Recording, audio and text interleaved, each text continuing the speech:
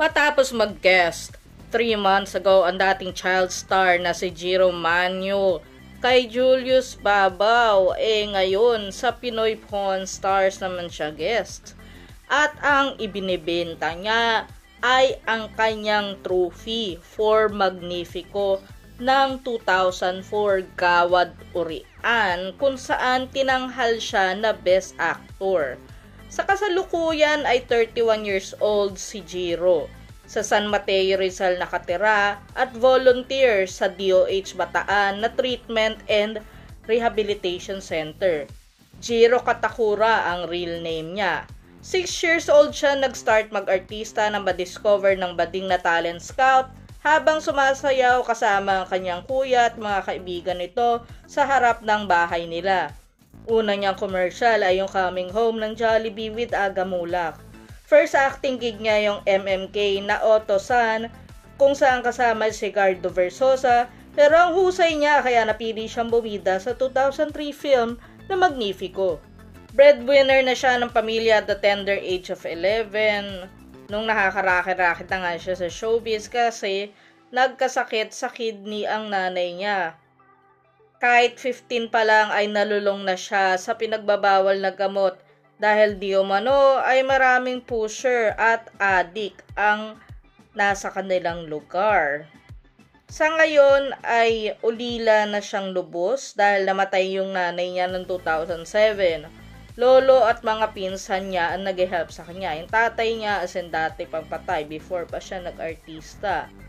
1 million yung binayad sa kanya nang nag-commercial sa ProMill. So, masasabi natin na milyon-milyon talaga ang kinita niya nung kasagsagan ng career niya. 4 beses siya na rehab. 2011 nagsimula yung downfall ni Jiro ayon mismo sa kanya. Nag-share din si Boss Toyo na siya mismo ay gumamit din.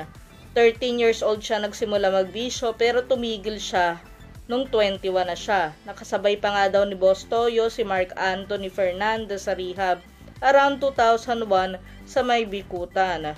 So si Jiro, 500,000 ang initial na benta ng trophy niya.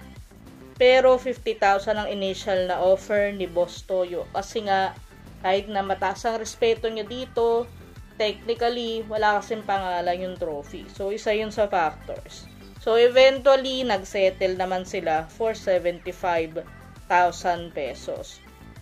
Si Jiro, wala siyang asawa ngayon pero may 2 siyang anak na babae.